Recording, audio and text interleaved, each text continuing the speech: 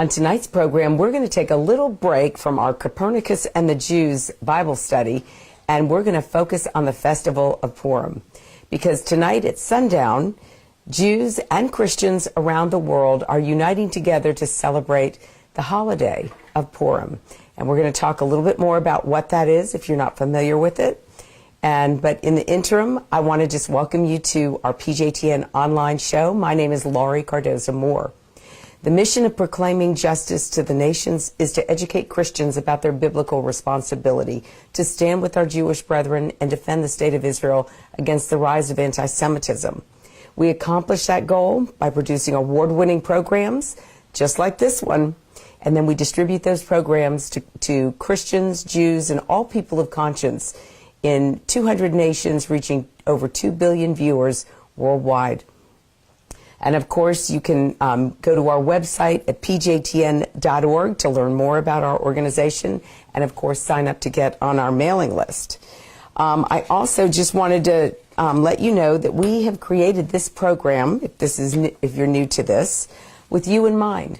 I get emails from people all over the world every week who tune into our Focus on Israel show that it airs on Daystar and another 19 other media partner platforms around the globe. And people are asking questions or they're making comments. And so I opened this up to try to have a weekly forum where we can engage in conversation and talk about these things. Talk about what we're studying within the Bible. Like tonight we're going to talk about Purim, so we're going to be reading some scriptures from the book of Esther. But talk about how the Bible and the book of Esther, what does it mean to us as Christians? What does it mean to our Jewish community?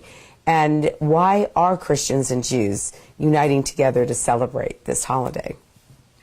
So our mission, again, as I said, is to educate, then activate Christians, Jews, all people of conscience to stand against anti-Semitism in their communities. We do see a growing rise of anti-Semitism globally, and it is a very disturbing trend. And the only way we're going to be able to combat anti-Semitism is if we educate people, because anti-Semitism is really born out of ignorance, whether it's within the Christian church, whether it's in the secular world. It really is, even the Islamic world, it's born out of ignorance. And for people of faith, it's born out of biblical ignorance. But again, this is the platform for you to ask the questions. So periodically through the program, I'm going to be looking to see if there's any questions that you may have. You can ask a question right here on Facebook. And of course, always share this program with your friends, like it, so that we can bring more viewers to the show. Whether it's in our textbooks on college campuses or in our communities, and now even a growing trend in our mosque, we are witnessing a rise of anti-Semitism around the globe. So I want to encourage you to please become a watchman. Please go to the website, sign up to get on our mailing list so you'll stay informed of what's going on. You'll get our newsletters, our media alerts. You'll get invitations to events that we're going to be hosting throughout the year. And then you can also bring your friends and family as well. Now, during the next segment, we're going to talk about the news this week. There's been a lot in the news going on, especially in Washington, D.C. As you all know, last week I was in D.C. to personally deliver a letter to Speaker Pelosi, a petition asking her to please remove ILHAN Omar from Congress. She does not belong in that position, and there's many reasons why. Of course, the most important reasons are the anti-Semitic statements that she has made that she's never apologized for, but equally her relationship with Muslim Brotherhood front groups. She last month spoke at a Islamic Relief USA organization that is tied to Hamas and fundraising for other terrorist groups in the Middle East. And next week, actually tomorrow, she will be speaking in Los Angeles at the Council on American Islamic Relations fundraiser. And for those of you who are not familiar with CAIR, CAIR was listed as an unindicted co-conspirator in the largest terrorist fundraising operation in the history of the United States of America. But ladies and gentlemen, what's really disturbing about this is that nobody's even questioning this. Nobody thinks that it's an issue. We just received notice that CAIR, who has also been engaged in producing instructional materials and using that content to teach our children in our public schools, not only whitewashing the radical Islamic extremists, but also not telling or teaching our children about the Islamic faith or the Muslim faith, teaching our children how to make prayer rugs, how to pray the Shahada prayer, the prayer of conversion, which is unconstitutional. And so there was a judge who ruled today in the San Diego School District and agreed with the plaintiffs. 5 parents sued the school board and the teachers for teaching this garbage to their children. And the judge said, no, you can't teach this. It is unconstitutional, and threw it out. So that was a huge victory for us. And for those of you who have been involved with PJTN, and I have come and spoken to your community, and I've helped mobilize your community to take back local control of your education, your county commissioners, your city aldermen. You know we've been fighting this battle, and so we had a huge victory. It also sets CAIR back because CAIR thinks that it's got a lot of control, and though they do, and they're still in places of leadership, we, through this effort and through ILHAN Omar's relationship with these groups, these subversive groups that want to destroy Western civilization, they want to bring Islam to the United States. Their goal is not to be part of our culture. Their goal is to change our culture, and of course that's in a document that was found during the Holy Land Foundation trial of what their it was a memorandum explanation or a memorandum of explanation of what the role or the goal of the Muslim Brotherhood is here in the United States, in North America. So I went to speak with Pelosi. She, of course, was not in her office, but I did speak with their staff, and I left them the petition asking for her to be removed. We also had a letter delivered to the Attorney General, William Barr, asking him to launch the investigation into these subversive groups that she is raising money for.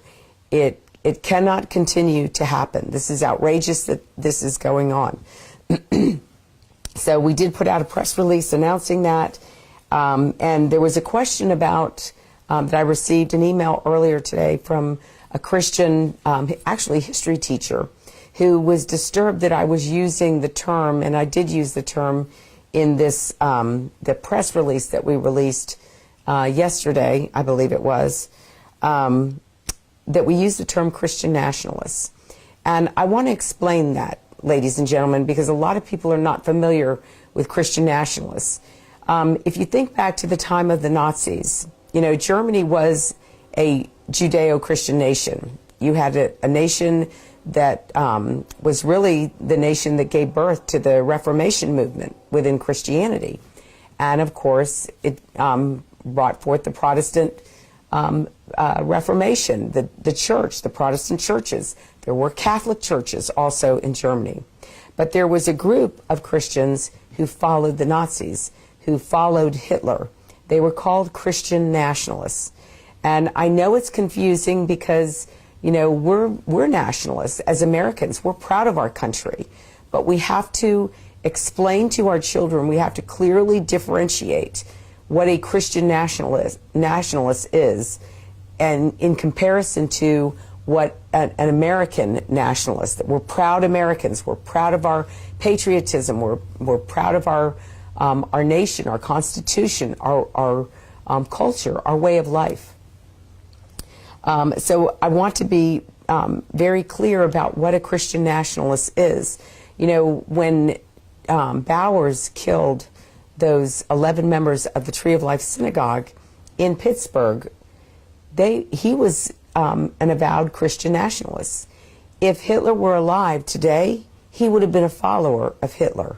So you would associate him as a white, you know, extremist, right-wing, you know, wacko.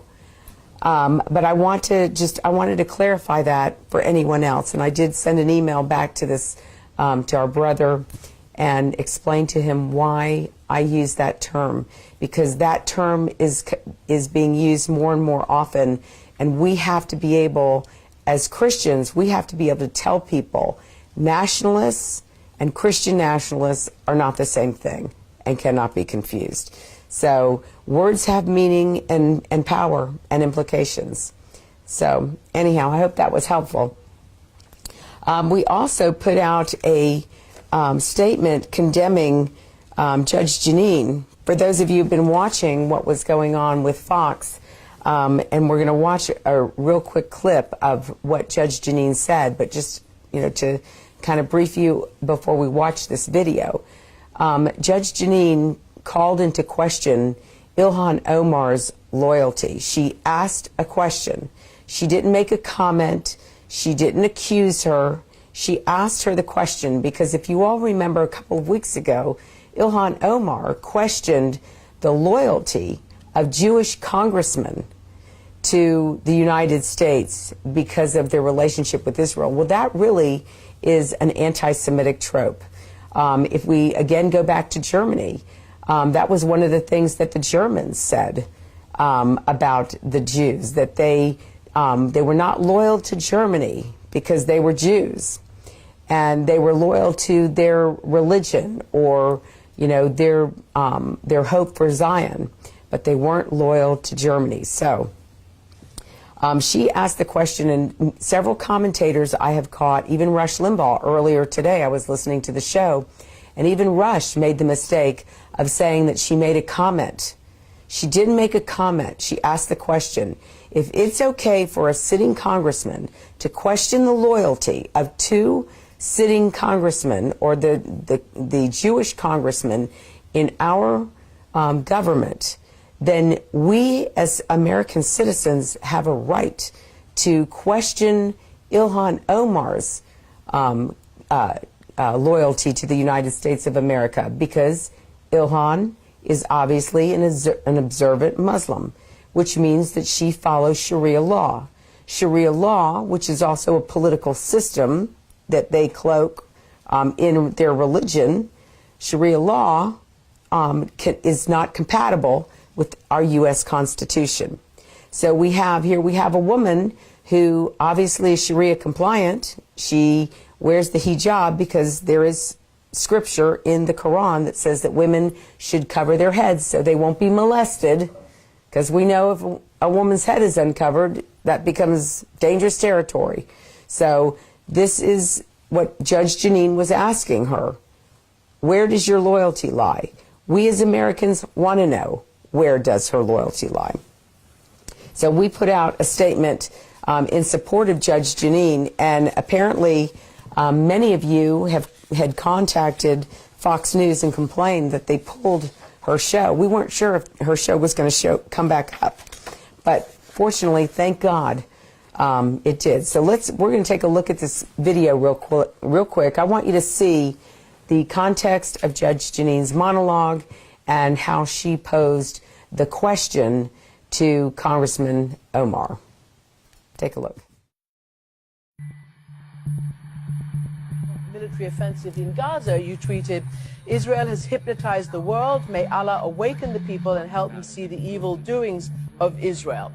How do you put that into context now, and what do you say to American Jews? What is really important to me is that people recognize that there is a difference between criticizing a military action by a government that has exercised really oppressive policies.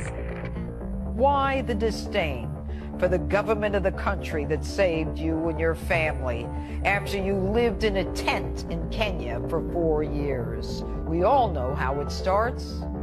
It starts that way. Hate is hate.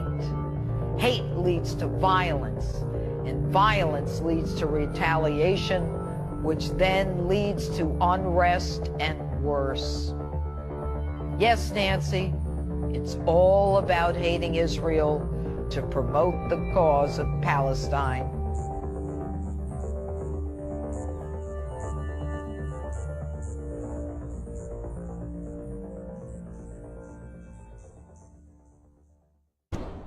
me get this straight. She and her family flee war-torn Somalia, where 500,000 are killed during a civil war, then sent to a refugee camp in Kenya for 4 years. They are then resettled by our government in Virginia to enjoy the cornucopia of rights, privileges, and benefits the United States offers. The she is Congresswoman ILHAN Omar, who represents Minnesota's 5th Congressional District in Congress only about 2 months. But she's gotten attention far beyond Washington for her anti-Semitism. But as early as 2012, she tweeted, quote, "Israel has hypnotized the world. May Allah awaken the people and help them see the evil doings of Israel." Now, after an uproar in her home state, she apologized, pledging to learn more about anti-Semitism. Apparently, she did not. Once in Congress, she continued with her hate-filled anti-Semitic, anti-Israel tropes. First, in defending the BDS, or Boycott, Divest, and Sanction movement, calling for the boycott of events in Israel, and even for the eradication of Israel because of their so-called oppression of Palestine. Shortly thereafter, she tweets, "It's all about the Benjamins, baby." The Benjamins, of course, a clear reference to the $100 bill. Shortly after that, she continues her hate-filled rants, accusing another Democrat congresswoman of having a dual loyalty, pledging allegiance to Israel. She is clever, though, responding with, quote, "I am told I am anti-American if I am not pro-Israel," close quote. The House knew it had to take action. And after a week of chaos on the part of House members trying to figure out if Omar should be reprimanded, identified by name, as well as removed from the powerful Foreign Relations Committee, Speaker Pelosi comes out with a watered-down, dumb, disappointing resolution that neither condemns Omar nor mentions her name. A simple, "We shouldn't hate each other." I don't think our colleague is anti-Semitic. I think she has a different experience in the use of words, doesn't understand that some of them are fraught with meaning that she didn't realize. Nancy, she speaks perfect English. She graduated from a college in the United States. You say she doesn't understand the words? Are you saying she's stupid? That she doesn't understand? Then what the hell is she doing on the prestigious Foreign Relations Committee? She speaks fluently, using tropes which are figurative and metaphorical, understanding that those words create powerful images and verbal ironies. She is far from stupid. Her comments only critical of Jews and Israel, not Italy, not Morocco, not North Korea, Israel. Now, the fact that you didn't have the backbone, grit, or gumption to draft a resolution that included her name tells me you're the stupid one. And if you don't understand, let me explain. Omar got you and all your pals to draft a watered-down resolution with a message we all learned in first grade. Don't hate anybody. Really? That took you bozos a week in the House? She then goes on to accuse respected members of Congress who support Israel, our strongest ally in the Middle East, of dual loyalty. What she's doing, Nancy, is starting a movement to shut down pro-Israel speech, making it politically incorrect.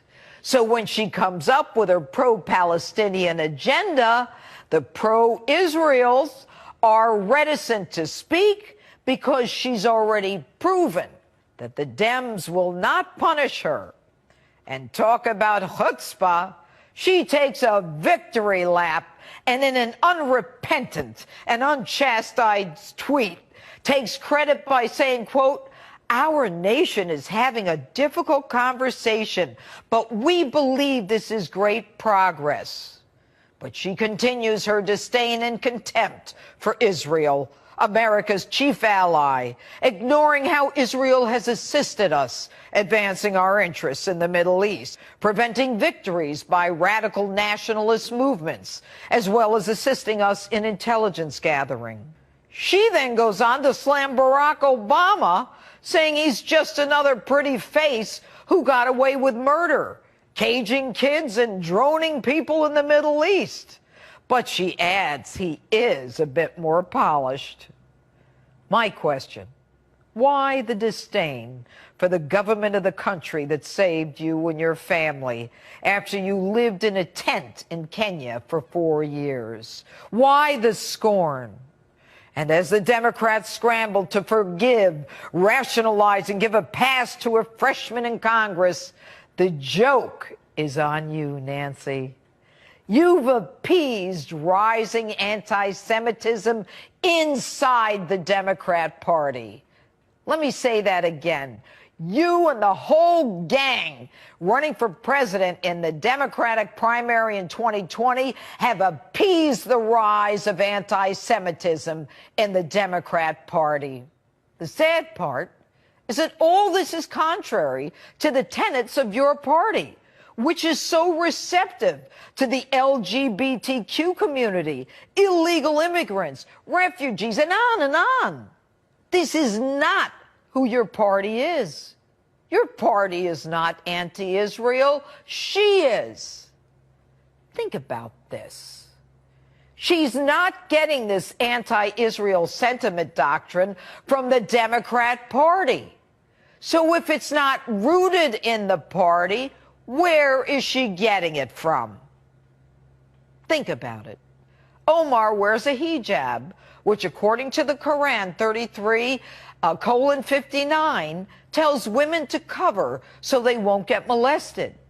Is her adherence to this Islamic doctrine indicative of her adherence to Sharia law, which in itself is antithetical to the United States Constitution? I don't have to tell you, Nancy. Jews have been persecuted almost from the beginning of time, when they were forced out of Egypt, to the 6 million killed in the Holocaust. And now we are witnessing the rise of anti-Semitism in Europe, where incidents are up 74% in the last year alone in France, where Jewish cemeteries are regularly desecrated with swastikas, and people relay the common tropes of Jews with too much money and influence. We all know how it starts. It starts that way. Hate is hate. Hate leads to violence, and violence leads to retaliation, which then leads to unrest and worse. Yes, Nancy, it's all about hating Israel to promote the cause of Palestine. President Trump was right when he said the Democrat Party is now the anti-Israel party. And don't forget, Nancy, history has proven over and over, when you appease anti-Semitic sentiment, the worst happens. And in your case, Nancy, the danger for you is that your appeasing this behavior will lead to your removal as Speaker. And the Democrats, now controlled by socialists and anti-Semites, will lose the presidency in 2020.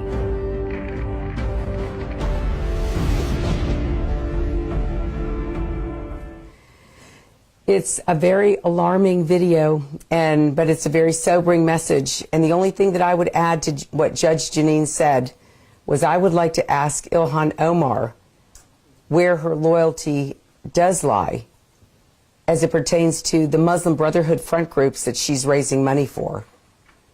Because to me, that speaks volumes, that she would work to raise money for two groups who have known ties to Hamas. And she is a sitting member of Congress, ladies and gentlemen. This is so dangerous, what's happened to our country. And we don't know what's going to happen to the Democrat Party. But I'm telling you, the favor of God will not rest upon it. In fact, with the leadership of Nancy Pelosi and her unwillingness to take action, I'm sure many of you heard that it took them a week to pass a resolution. And then within the resolution, they wouldn't even call out the very anti-Semite who they were creating the resolution for. Then, of course, they water it down and then they incorporate all these other different groups. We have hate crime laws on the books, but this resolution was designed specifically to call her out. And the leadership of the party wouldn't even do it. Judge Janine is right. We are sending the message to the Muslim Brotherhood, who has infiltrated our government on so many levels, that nobody is going to fight against you. Nobody is going to argue with you. In fact, word had it that it was CAIR who came in and stopped the Democrats from naming ILHAN and from also specifically addressing anti-Semitism. That's outrageous, ladies and gentlemen. We as Americans, we the people, must stand up and speak out against this. That's why I want to encourage you, if you have not gone to our website, if you have not signed the petition there, we're not using some, company that has a bunch of bots that'll go out and, make up a bunch of signatures. I want real, authentic Americans to go to our website, sign that petition, and share that petition with your family and friends. Push it out on your social media. Send it out to your email list. Ladies and gentlemen, I'm not asking you to go to a foreign country to fight a war on foreign soil where you could possibly lose your life. We will ultimately lose our lives, and we will lose our freedoms in this country if we don't speak up. And we need to speak up now before it gets worse. This is what we can do. We are here for such a time as this. And here, even as the sun is beginning to set here in Nashville, Tennessee, on the eve of Purim, this message couldn't be more important than right now. When you have leadership who won't stand up to the enemy, then the country will eventually fall. It'll eventually falter. And we, the people, are going to have to be the ones to speak up. I also found out within that meeting that some of the Democrats that were in that meeting to discuss the resolution didn't even know what anti-Semitism looks like. You can't make this stuff up, ladies and gentlemen. These are elected officials, and they don't know what anti-Semitism looks like. Well, they should go over to the Secretary of State's office, because in the office that monitors anti-Semitism globally, which is ILHAN CAIR, he was just appointed by President Trump, they should go ask ILHAN what definition they use for anti-Semitism to determine anti-Semitic incidents around the world. Because ILHAN Omar just violated every aspect of that definition. And of course, many of you know we're introducing the Anti-Semitism Awareness Act in Ohio, in Tennessee, and in Florida this year to deal with people like ILHAN Omar. We in our states will not stand by and allow anti-Semitism to rise again. So ladies and gentlemen, again, I need your help. Please sign the petition and push it out to your family and friends.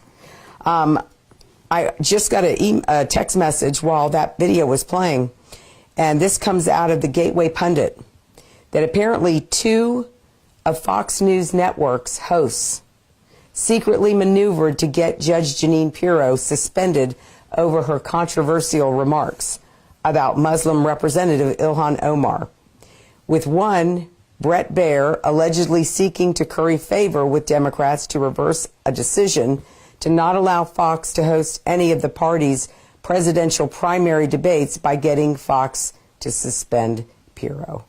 Now, I heard something about this mentioned on either Hannity or Rush Limbaugh's show earlier today, that Bret Baier is being accused. We will find out. But apparently, Rumor has it, it's two hosts from Fox News turning on one of their own colleagues who has a successful show that many of us tune into on Saturday nights. So moving along on a little bit brighter note, I do have some good news to share. And there was a recent poll that came out that evangelical support for Trump remains high. So there was a research poll that was done to determine, it's Pew Research, to determine if the evangelical support for President Trump has waned. Well, we're still basically at, I think it's 69% of evangelical support. Now, within the mainstream religions, Christian religions, it's not so high, obviously. But I was asked to what my thoughts were on why evangelical support is so high. And ladies and gentlemen, the reason I believe that evangelicals support President Trump, although far from perfect, as none of us are perfect, when he says he's going to do something, and he does it. Plus, he obviously cares about doing the right thing by Israel. Moving the embassy was huge. How many years were we as Americans, since 1995, waiting for every sitting president, up to President Trump, to move that embassy from Tel Aviv to Jerusalem, the biblical capital, the historic capital of the Jewish state? And it was President Trump who did it. Any man that would put his neck on the line to do that, he deserves our support. And I believe that was why so much support, evangelical support for Trump, is continuing to remain high. Of course, the Pew Research poll said that, as I said, the other denominations were not so high. Another poll, the Gallup poll that just came out recently, polled Americans. And in general, when Americans were polled about Israel, a total favorable number was 69%. So it's very similar to what we're seeing with evangelical Christian support. Americans, because, ladies and gentlemen, we all know America is a Judeo-Christian nation. The majority of Americans are Christians, and many of those Christians are people of faith. They read their Bible, and they believe that if God says it, he's going to fulfill it. So those are two positive polls that have recently come out that should encourage us. And now for a little bit more of a disturbing article that was given to me earlier today. There is a teacher, and many of you know that PJTN has been involved in exposing the anti-Semitic rhetoric, content, instructional materials, textbooks in our public schools. Well, there is a teacher in Winston-Salem, North Carolina, who was giving classroom lessons on the synagogue of Satan and the Satanic Jew. And apparently this woman, she must be, she's apparently a teacher at North Forsyth High School. Her name is Miranda Jones. She believes her students require profound and first-hand knowledge about the Satanic Jew. I wonder if this teacher, who appears to be of African-American descent, I wonder if she is a follower of the Islam leader, Nation of Islam leader, Louis Farrakhan. So let me look down here in this article. Miranda Jones believes her students require profound and first-hand knowledge about the Satanic Jew. The video, Unmasking of Satan, was captioned on Twitter by Nation of Islam leader Louis Farrakhan as, quote, thoroughly and completely unmasking the Satanic Jew and the synagogue of Satan. The presentation by Farrakhan warns viewers about a system of tricks and lies and Jews forcing people into anal sex. Go to any search engine and enter Anal Farrakhan for the unsavory details of that part of the unmasking of Satan presentation. Ladies and gentlemen, this is disgusting. This is disgusting that a teacher is teaching this garbage, lies, from the protocols of the learned elders of Zion to children in Winston-Salem. We had an incident here in Tennessee in Northeast Tennessee a couple of years ago where a teacher downloaded a document from Louis Farrakhan's website to teach about Mount Rushmore. And of course, it was completely inaccurate and hate-filled about America and every one of our leaders. So this is what's happening in our schools. So if you have children in the public school system, I want to encourage you. You need to be paying attention to what your children are being educated with, what they're being taught, because I'm telling you, it's outrageous. If I were parents and this was their teacher, I'm going to look into this tomorrow to see what was done to the teacher and how she was dealt with. But anyhow, this is America that we live in. This is crazy. Moving on, I also want to talk about the growing trend of anti-Semitism. You know our mission is to focus on exposing anti-Semitism and mobilizing Christians, Jews, and all people of conscience to stand against it in our community. So I received a dossier earlier from the Clarion Project about the growing number of anti-Semitic sermons being preached from mosques right here in the United States of America. Do we have a problem with the growing number of Islamists who are preaching hate in their mosques? Let's take a look and see. אנטישמיות לא רק בקרב האסלאם הקיצוני באירופה, אלא גם במסגדים בארצות הברית. צבי יחזקאלי, פרשננו לענייני ערבים, ערב טוב. ערב טוב. אתה מביא פרויקט מיוחד של תיעוד הסתה במרכזים אסלאמיים ברחבי צפון אמריקה. נכון, זה מתבסס על דוח של ארגון ממרי שעקב במשך שנה וחצי אחרי יותר מ100 דרשנים. מעניין לראות שכשהייתי בשנה שעברה בארצות הברית בזהות בדויה, השיח הג'יהאדיסטי היה הדבר הכי הסתה במסגדים. היום אנחנו שומעים יותר ויותר דרשנים מדברים על היהודים, על זה שהם שולטים בכלכלה, זה שצריך להרוג אותם ממש מה שראינו בצרפת לפני 15 שנה, קורה בארצות הברית. הנה הכתבה, ממש פרויקט רחב על כל המסגדים ועל השפה שעברה ממש מהמזרח התיכון לאירופה וארצות הברית. הנה.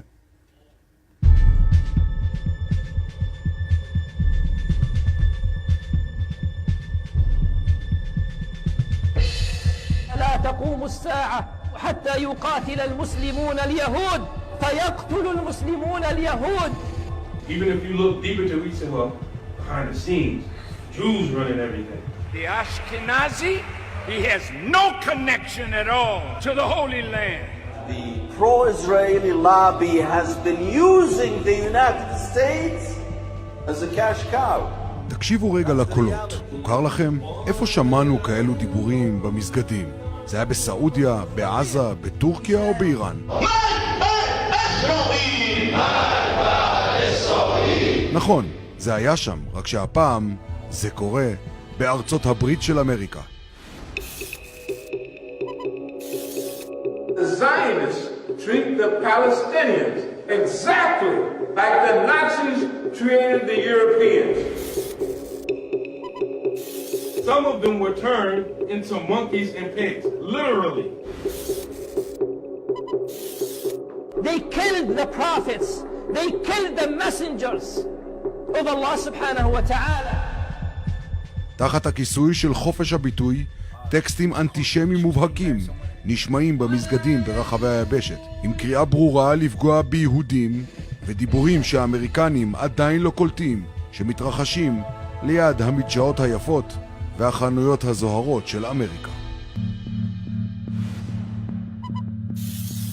فهم أهل حيل، أهل تلاعب بالدين وبالقيم، يحرفون الكلمة عن مواضعه.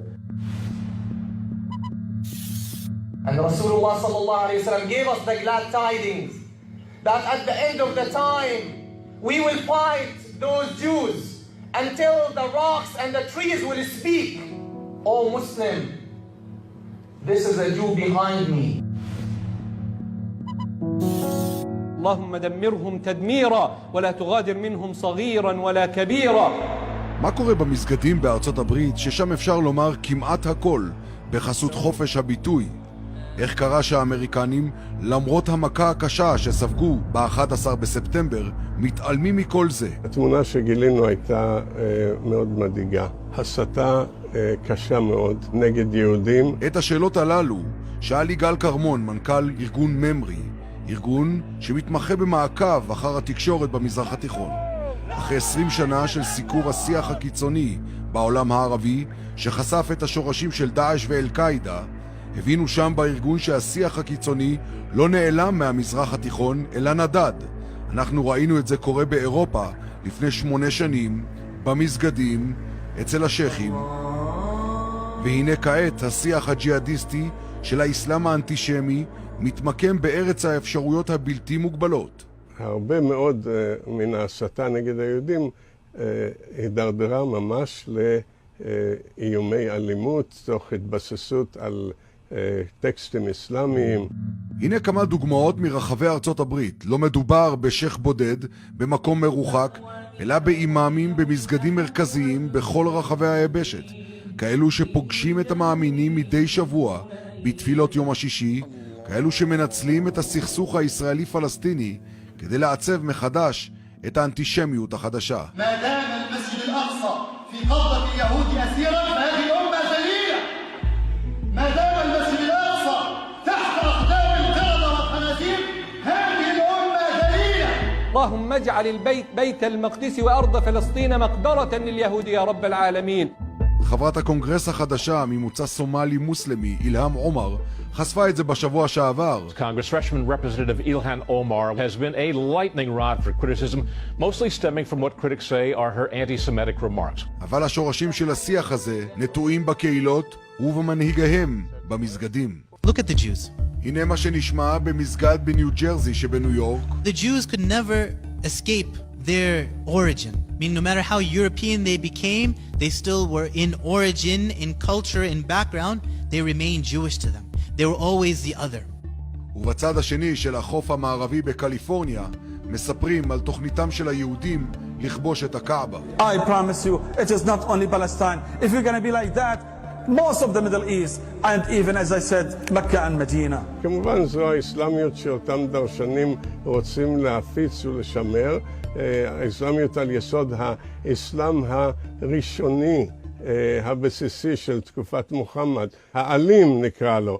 בדוח המפורט של ממרי ישנם מאות אימאמים, מנהיגי קהילות בארצות הברית, שמדברים בשפה כפולה, החוצה באנגלית ופנימה למאמינים בערבית. אחד האימאמים בדוח הוא שקר אל-סייד, מצרי גולה, איש האחים המוסלמים, שנותן דרשות באנגלית. Allah knows what they are plotting and what they are planning. לפני כשנה וחצי, כשצילמנו את הסדרה בזהות בדויה, נסעתי למסגד הגדול ביותר בצפון אמריקה, דאר אל-היג'רה, כדי לשמוע את אחת מדרשות יום השישי שלו. נהג המונית בדרך כבר נתן לי את הכיוון, מה הוא ספג שם במסגד בדאר אל-היג'רה. קצת קשה לשמוע את זה בתור יהודי. وفي كمان يهودين هنا شو يسووا مع اليهود كلهم أحب الحماس. בווירג'יניה 20 דקות נסיעה מהבית הלבן, באותה דרשה ביום שישי, שקר אל-סייד לא אמר דבר הקשור לטרור או לאנטישמיות. In the Muslim community, yes, in America, you love anyone who helps you. אבל כשנכנסתי אליו לחדר לאחר הדרשה ואמרתי לו שאני מעזה, הוא ברך את גדודי עז א-דין אל-קסאם ואת הטרור הפלסטיני.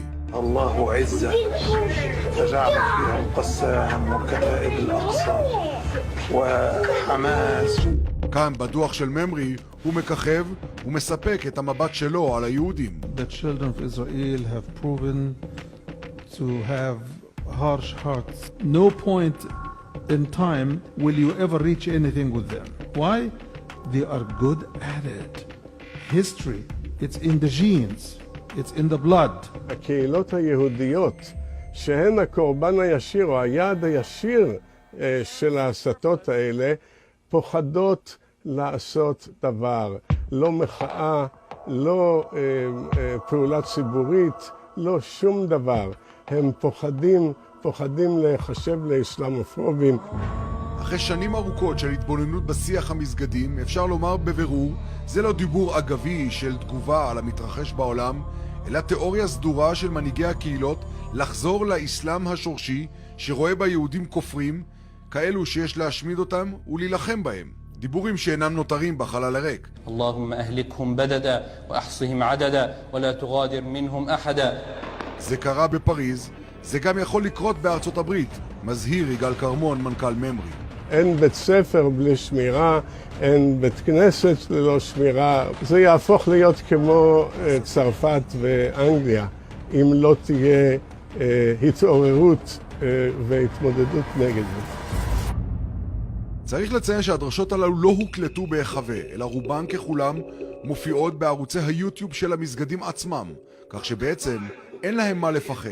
האמריקנים, בין אם זה תחת שלטון אובמה שעודד את האחים המוסלמים, או שלטון טראמפ שניסה להתעורר מהחלום הקודם, עדיין יחדיו לא מבינים שיש כאן אמירה ברורה שנכתבת על הקיר. אז זהו עולם שאיננו עולה לסרפס, לרמת השטח, כי זה הכל בערבית. אם לא מתרגמים את זה, אז הם לא בעניינים. זרועות השלטון גם לא מכירות, יש להם כל כך הרבה יעדים לטפל בהם.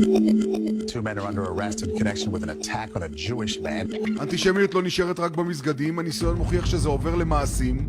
בארצות הברית זה בלט מאוד בשנתיים האחרונות, תקיפות יהודים בשל היותם יהודים.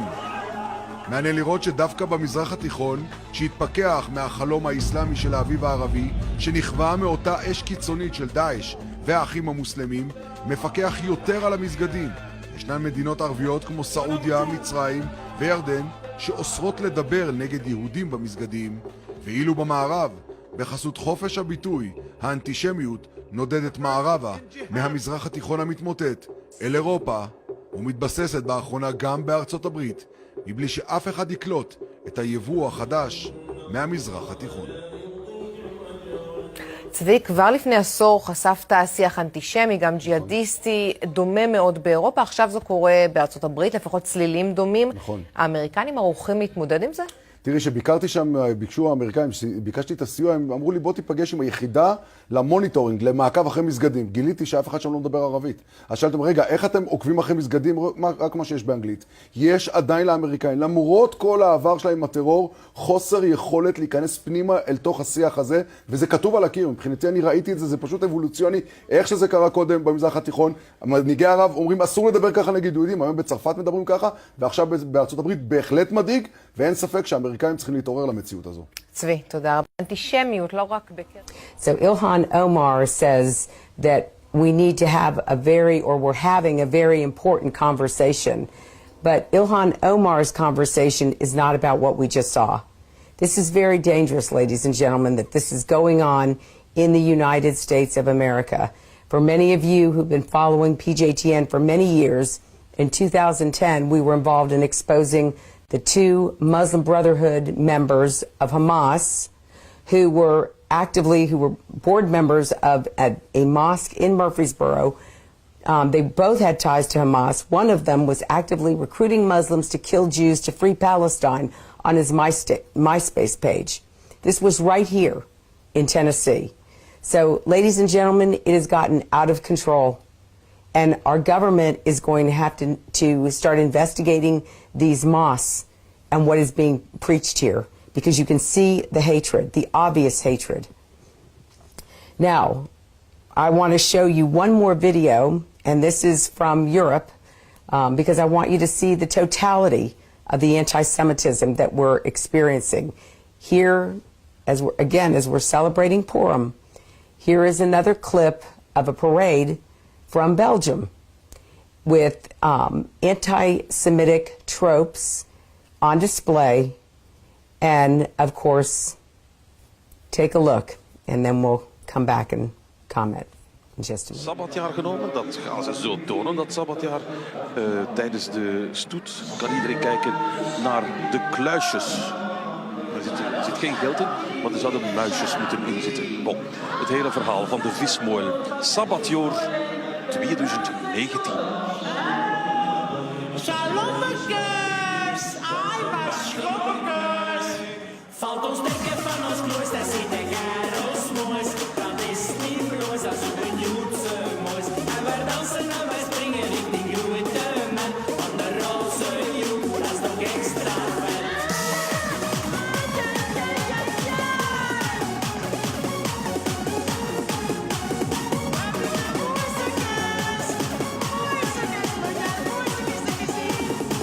Wij doen van Tory toe voor Joden.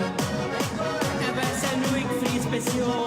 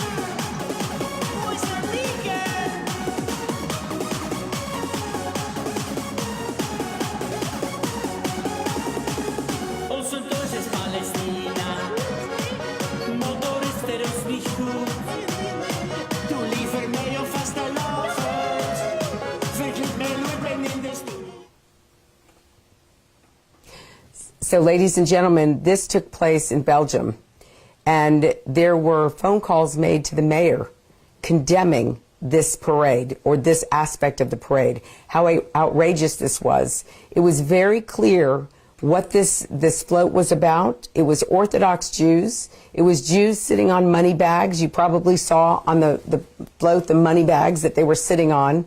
There was a rat in one of the scenes. I was watching the people as this float was going by, and they're all singing Shalom. It was very clear they wanted the audience to know who they were referencing. It was the Jews. And the mayor of the city wouldn't even condemn the float. He didn't have a problem with it. This type of garbage is going on again today in our lifetime. Ladies and gentlemen, we're not an unsophisticated world. We're not living back, pre, airplanes and pre-ships, and, we're living in a modern time. We have modern technology.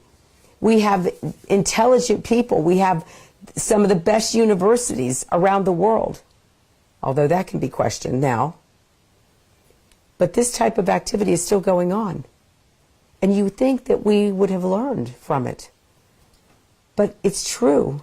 There is nothing new under the sun, which is going to lead me into our quick Bible study about Purim and about Queen Esther and about this holiday and how we should learn from this holiday about what we can do to stand against this hatred in our community. But before we do that, we're going to take a quick break to show you another way that you can support PJTN and help us get this message out around the globe. Take a look. This month marks the 70th anniversary of the historic Declaration of the State of Israel. God's sovereign hand can be seen all over this land.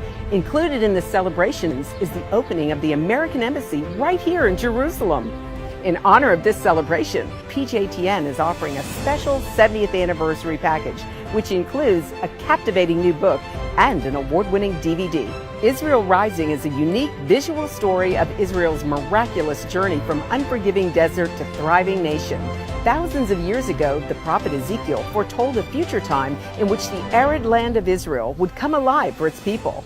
Now this breathtaking book documents the fulfillment of this vision, as rarely seen photographs from the 1880s to the 1940s are juxtaposed with recent photos of the same locations. This book will inspire and captivate you as it illuminates Israel's foretold awakening in a new and unforgettable way. In addition, you'll receive the award-winning documentary, Israel Indivisible: The Case for the Ancient Homeland.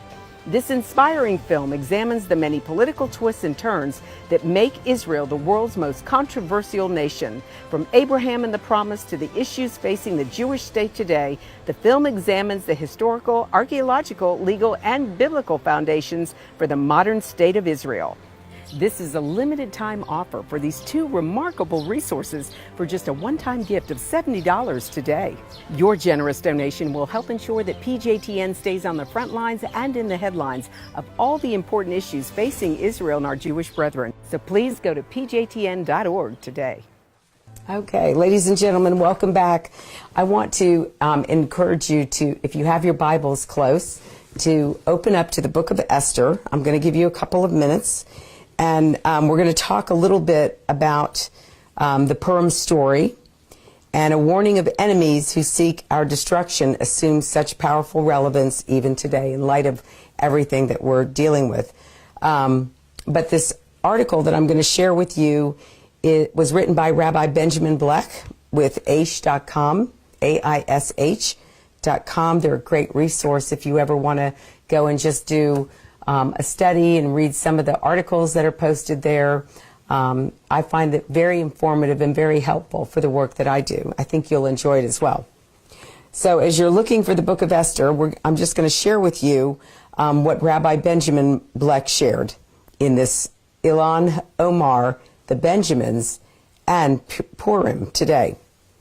George Eliot is credited with saying history repeats itself.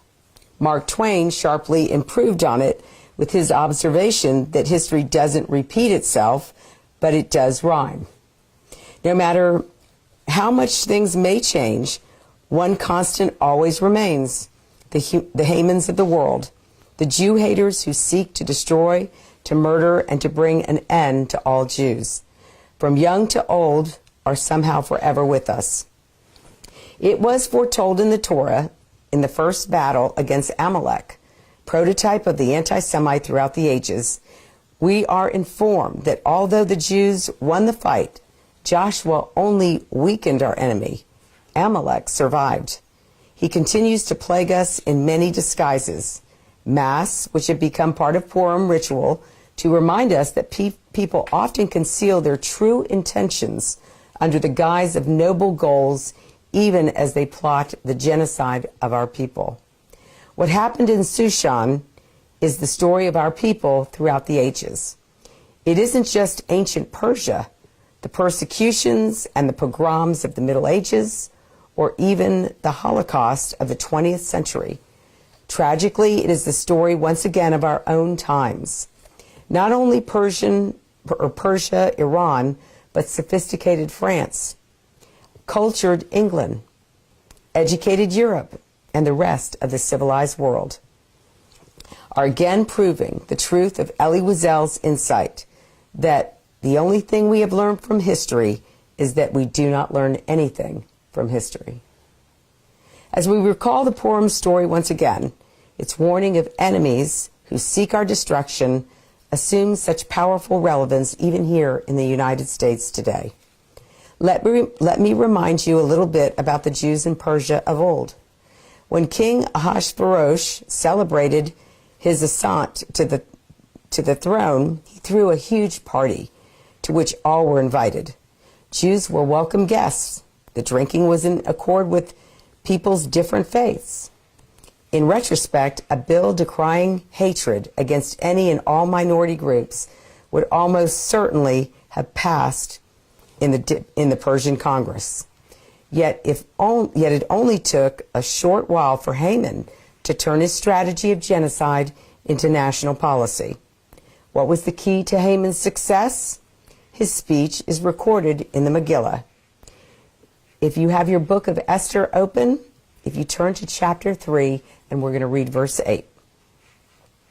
And Haman said to King Ahasuerus, "There is a certain people scattered and separate among the peoples throughout all the provinces of your kingdom, and their laws differ from those of every people, and they do not keep the king's laws.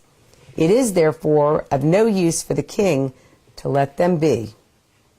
The Jews have dual loyalty. That is their crime.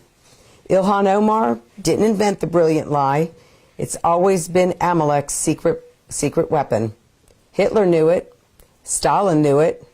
Read the Torah on the way in which Pharaoh was able to turn the Egyptians against the Hebrews, the same Egyptians who have been saved by the wisdom of Joseph. And you will find similar strategy.